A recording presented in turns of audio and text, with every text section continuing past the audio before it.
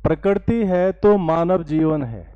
मानव जीवन के सुखद विकास के लिए, समृद्धि के लिए और तरक्की के लिए प्रकृति का स्वस्थ, सुरक्षित और बेहतर होना आवश्यक है।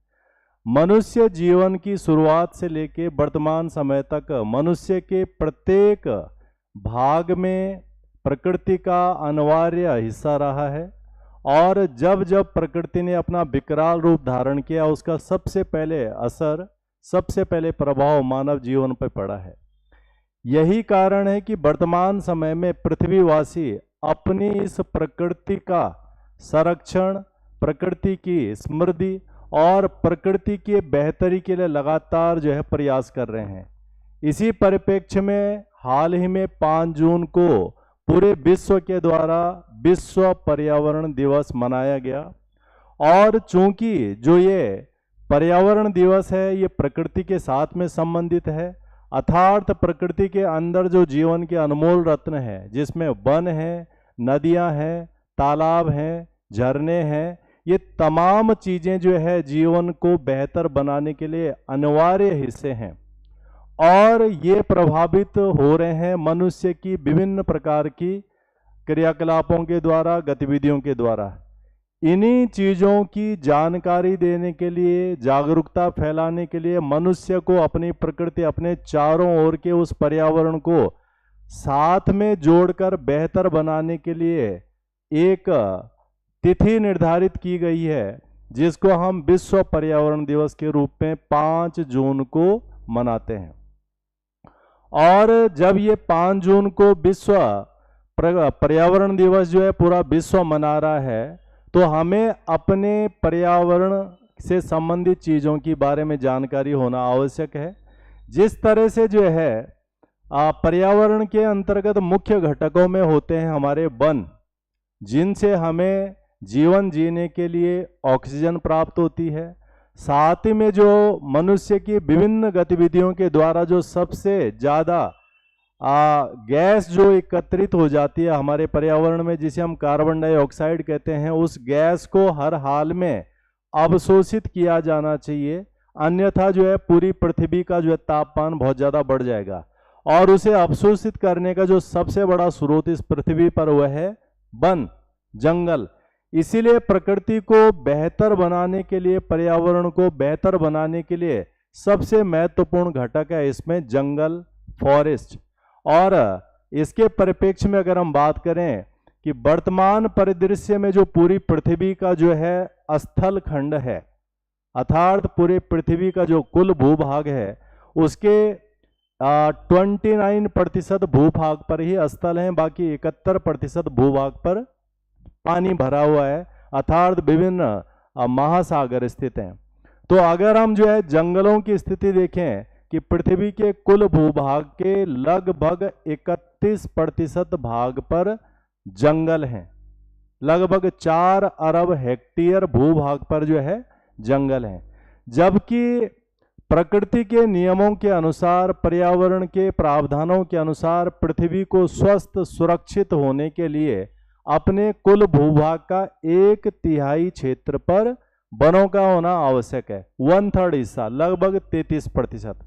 अगर हम भारत के परिप्रेक्ष्य में बात करेंगे तो भारत में लगभग पूरे भूभाग, यानी जो भारत का कुल क्षेत्रफल है 32,84,283 स्क्वायर किलोमीटर का जो क्षेत्रफल है, उसमें से यहाँ पर जो मूल वन क्षेत्र है, ये सीधा जो वन है वो है लगभग 21%।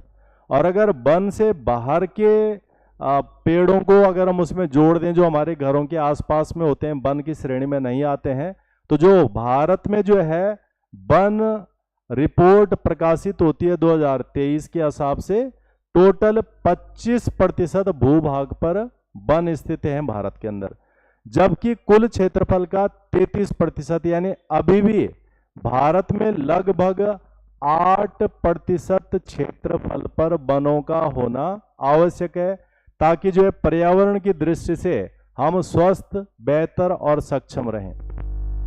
तो विश्व पर्यावरण दिवस 2026 का आयोजन हाल ही में हुआ है और इन पर्यावरण दिवसों का जो लक्ष्य हम कह रहे हैं कि जागरूकता फैलाना, लोगों को अपनी प्रकृति के बारे में जो है जानकारी होना, साथ में प्रकृति का संरक्षण करना, साथ ही में जो है उन तमाम संसाधनों को सुरक्षित करना, संवर्धित करना जो मनुष्य जीवन के लिए बहुत आवश्यक है।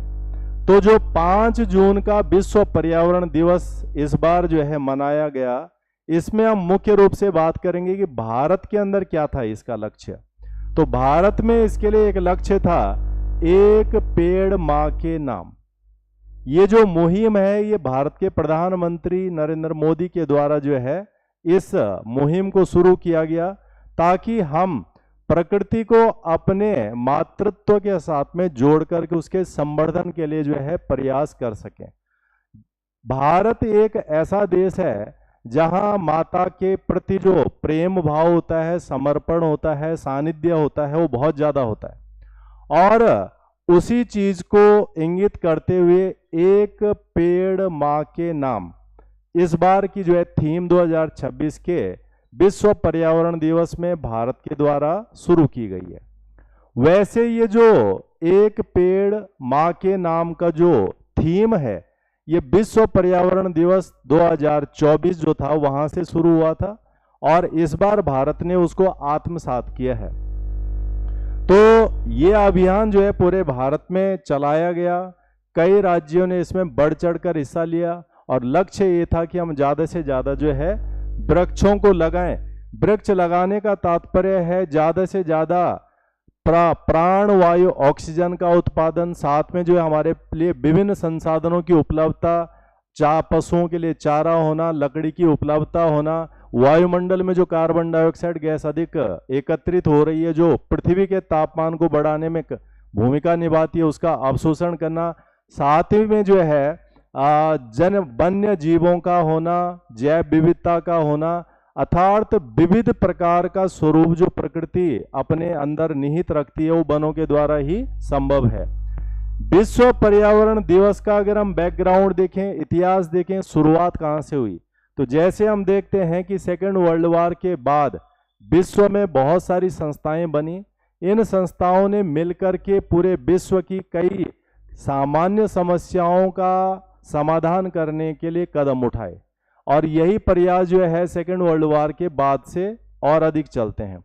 तो 1970 के दशक में ये ज़्यादा से ज़्यादा महसूस किया गया कि पर्यावरण लगातार जो है क्षरण हो रहा है, वनों का कटान हो रहा है, साथ ही में जो संसाधन है जिसके कारण जीवन आवश्यक रूप से यहाँ पर सरवाइव कर पाएगा, अर्थात जल, उसके लिए दोहन का उपयोग ठीक से होना चाहिए।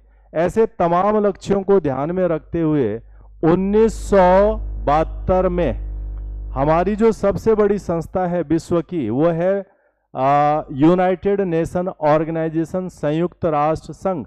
संयुक्त राष्ट्र संघ की सबसे बड़ी सभा होती है संयुक्त राष्ट्र महासभा। तो 1972 में संयुक्त राष्ट्र महासभा ने इस पर निर्णय लिया और इसके लिए एक सम्मेलन हुआ था स्टॉकहोम में। स्टॉकहोम यानी स्वीडन, स्वीडन का शहर है स्टॉकहोम, स्वीडन यूरोप का एक देश है। वहां पर जो ये सम्मेलन हुआ था और इस सम्मेलन में जो है स्टॉकहोम में मानव पर्यावरण पे ये सम्मेलन था। इसमें जो है निर्धारित किया गया कि जो है हमें विश्व पर्यावरण दिवस मनाने ताकि जागरूकता फैलाई जा सके। विश्व की जो सरकारें हैं, संस्थाएं हैं, संगठन हैं, वो इस पर काम कर सकें, नीतियां बना सकें और प्रकृति के संरक्षण के लिए जो है कदम उठा सकें। साथ ही में विश्व के देश मिलकर के एक साथ एक कॉमन लॉ पर भी जो है काम कर सके। जैसे हम देखते हैं कि जो हमारा पर्यावरण है, जो हमारा वायुमंडल है, ये अलग अलग नहीं है, ये एक ही है और इसीलिए वन पृथ्वी यानी वन अर्थ की बात यहाँ से शुरुआत हुई थी। तो पहला जो सम्मेलन हुआ था ये 1973 में हुआ था। इस 1973 के सम्मेलन में पृथ्वी के संरक्षण के लिए जो थीम बनाई गई थी उसका नाम था ओनली वन अर्थ, क्योंकि पृथ्वी एक ही है। अर्थात हमारे सौर मंडल में 8 ग्रहों में से एकमात्र ग्रह ये है जहां पर जीवन संभव है और अगर इस ग्रह में भी जीवन को जीने के लिए कठिनाई आरंभ हो गई तो अन्य कोई ग्रह इस ब्रह्मांड में नहीं है जहां पर जो है मनुष्य जो है अपना जीवन बेहतरी से जी सके। इसीलिए इस चीज को रियलाइज करने के लिए ओनली वन अर्थ थीम को लाया गया, यानी केवल एक ही पृथ्वी है, अर्थात इसका संरक्षण होना, इसको बचाना, इसको समृद्ध करना आवश्यक है। इसका जो आयोजन करता है, जिम्मेदारी जो होती है कि प्रत्येक वर्ष विश्व पर्यावरण दिवस मनाया जाए, विश्व में जागरूकता लाई जाए, विश्व के देशों को एक मत किया जाए ताकि मिलकर के कॉमन लॉ आ सकें और ये जो जीवन जीने वाली पृथ्वी है इसको और सुखद, संपन्न और सक्षम बनाया जा सके। तो उसके लिए एक संगठन है संयुक्त राष्ट्र पर्यावरण कार्यक्रम, यूनाइटेड नेशंस एनवायरनमेंट प्रोग्राम, जिसके द्वारा ये आयोजन प्रत्येक वर्ष किया जाता है। इसका जो हेडक्वार्टर है, ये हेडक्वार्टर जो है केनिया राज्य है, केनिया देश है अफ्रीका में, उसकी जो राजधानी है नैरोबी, वहां पर इसका मुख्यालय है यूनाइटेड नेशंस एनवायरनमेंट प्रोग्राम का, और वहां से इसका संचालन होता है और पूरे विश्व भर में इसके लिए प्रयास जो है किया जाता है। तो 1972 वो वर्ष है जिस साल से विश्व के देशों ने मिलकर के पर्यावरण के संरक्षण के लिए कदम उठाने शुरू किए। इसके साथ साथ में अलग अलग देशों ने अपने यहाँ पर पर्यावरण को संरक्षण के लिए कदम उठाए। जैसे भारत ने भी इसके लिए जो है कई सारे कानून बनाए ताकि हम अपने पर्यावरण को संरक्षित कर सकें। जैसे इसके लिए जो है वन्य जीवों के लिए भी हमने जो है कानून बनाए हैं, वन भूमि के लिए भी कानून बनाए। हमारे संविधान में इसके लिए प्रावधान है। जैसे हमारे संविधान में directive principle of state policy के अंतर्गत अनुच्छेद 48A आता है, जिसमें जो है वन्य जीव और वन्य जीवों का संरक्षण के बारे में जो है प्रावधान है, और इसी के अंतर्गत सरकार क्या बनाती है, कानून बनाती है। इसके अलावा जो है वाइल्ड लाइफ प्रोटेक्शन एक्ट है हमारा, जिसके अंतर्गत जो है वन्य जीवों के संरक्षण का है। उसके अलावा जो है हमारे यहाँ पे जो है पर्यावरण में होने वाली समस्याओं के लिए कानून है। जैसे जल प्रदूषण संरक्षण अधिनियम हमारा जो है 1974 का। इसके अलावा जो है वायु प्रदूषण अधिनियम 1981 का। इनके द्वारा पर्यावरण को संरक्षण करने का प्रयास किया जाता है। 2010 में हमने पर्यावरणीय महत्व को और ज्यादा नियंत्रित करने के लिए एक और बॉडी बनाई है जिसका नाम है NGT, नेशनल ग्रीन ट्रिब्यूनल, जिसके माध्यम से कानूनों को लागू करना और जो बॉडी, संगठन, संस्थान, सरकार जो पर्यावरण संरक्षण में बाधा पैदा कर रही हैं उन्हें दंडित करना या उन्हें रोकना, उसके लिए जो है NGT का भी जो है गठन किया गया है 2010 में। तो ऐसा प्रत्येक देश जो है इसके लिए काम कर रहा है। इसके अलावा सरकारें मिशन चला रही हैं। जैसे भारत में 2022 में एक मिशन चला था, मिशन लाइफ, यानी लाइफ फॉर द एनवायरनमेंट, यानी एनवायरनमेंट के हिसाब से अपना जीवन तैयार करना या चलाना, या ऐसे कदम उठा करके जीवन जीना जिससे हमारा पर्यावरण सुरक्षित रह सके। तो 2026 का जो है हमारा पर्यावरण दिवस है, यूनाइटेड नेशंस एनवायरनमेंट प्रोग्राम इसका नेतृत्व करता है। और 2026 में जिस देश को इसके लिए जिम्मेदारी दी गई थी वो देश है अजरबैजान। ये अजरबैजान गणराज्य है, इसका राजधानी है बाकू। बाकू में इसका जो है मुख्य रूप से संचालन हुआ था। ये जो है पश्चिम एशिया का देश है अजरबैजान। ये ईरान, इराक, टर्की इसके आसपास के देश हैं।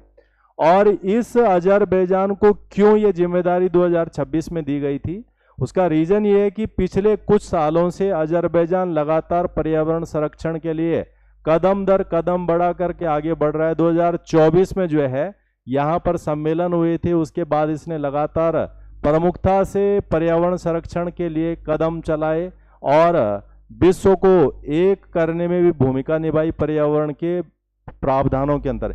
इसीलिए ये मेजबानी 2026 में अजरबैजान गणराज्य को दी गई।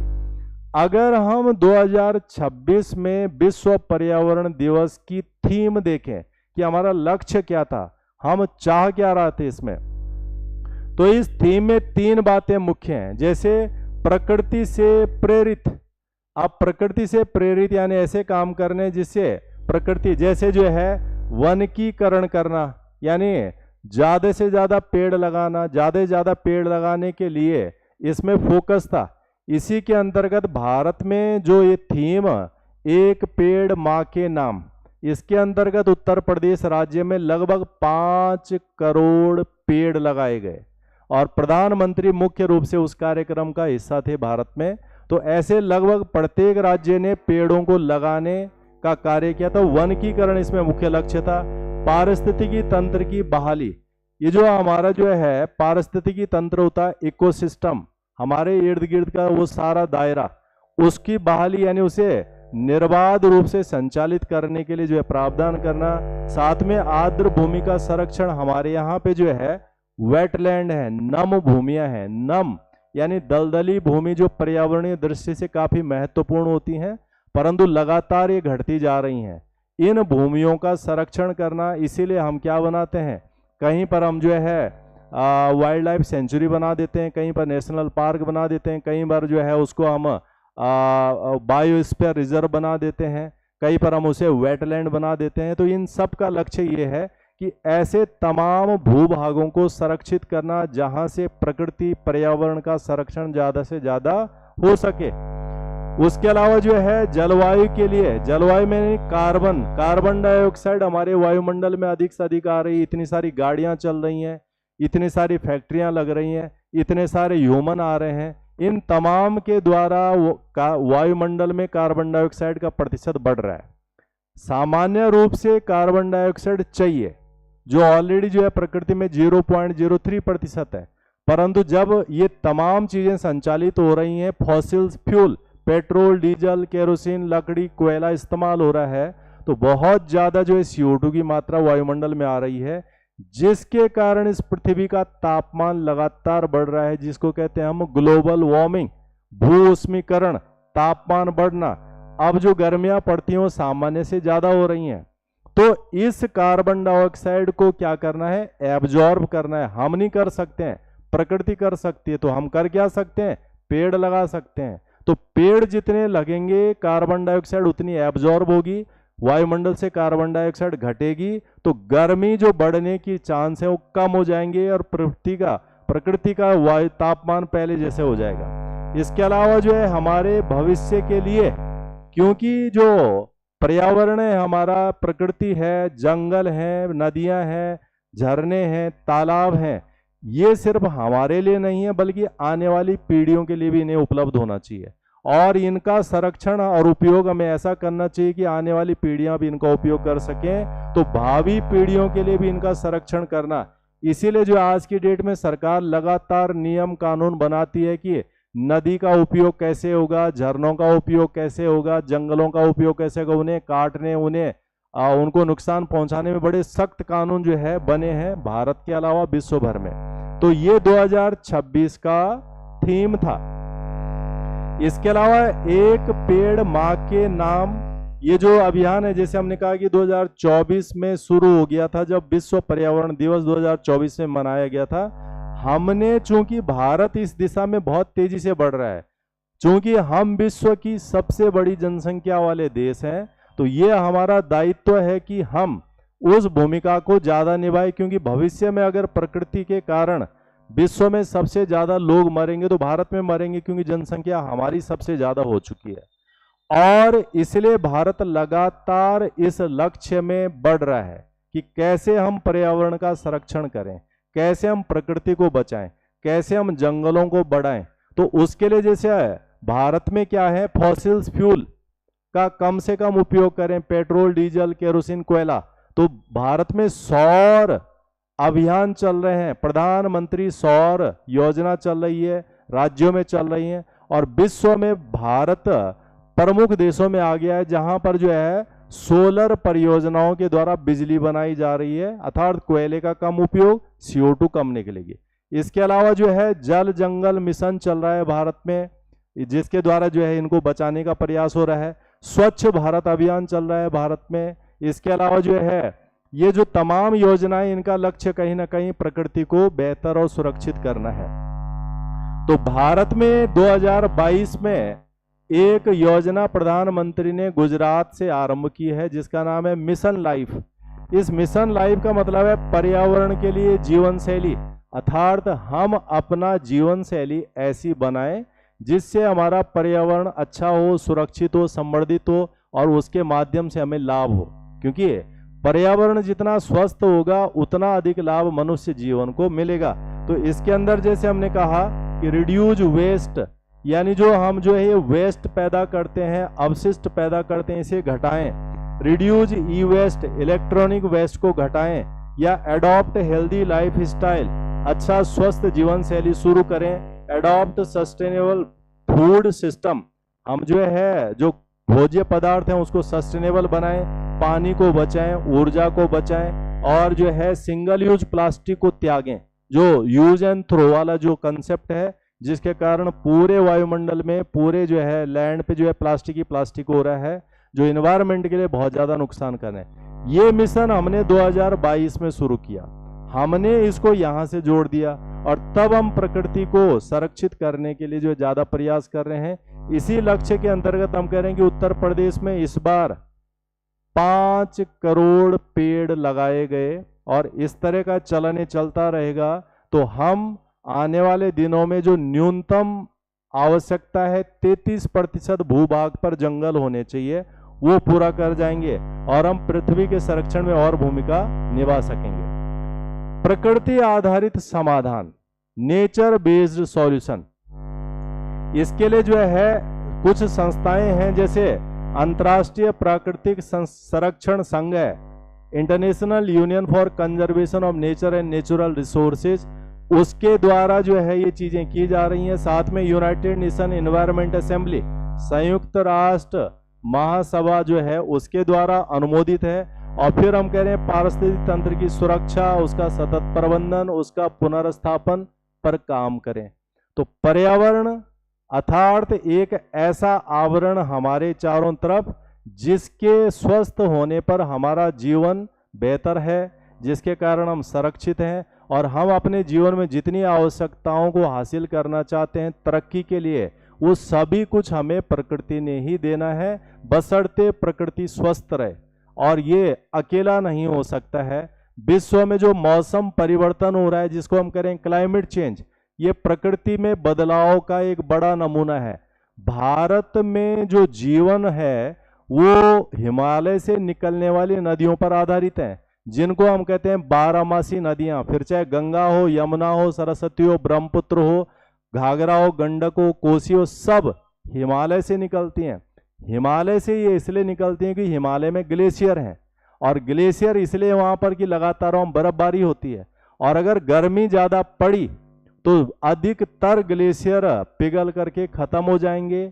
और ये रिपोर्टें भी हैं कि जो ग्लेशियर हैं वहां पर वो लगातार अपने पूर्व साइज से छोटे हो चुके हैं। बड़ा ग्लेशियर है भारत का गंगोत्री ग्लेशियर, जहां से जो गंगा नदी निकलती है, वो सिकुड़ करके छोटा हो रहा है। ऐसी तमाम रिपोर्टें ये इंगित करती हैं कि भविष्य खतरे में है और इस खतरे को तभी निपटा जा सकता है जब पर्यावरण की सुरक्षा के लिए प्रत्येक के द्वारा कदम उठाए जाएं।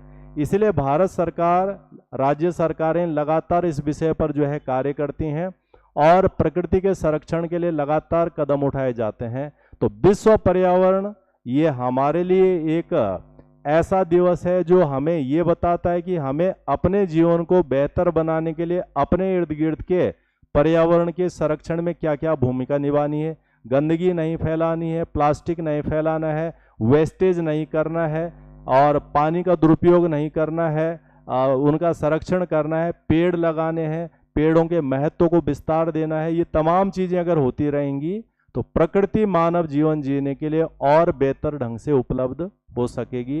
विश्व पर्यावरण दिवस की सभी को हार्दिक शुभकामनाएं।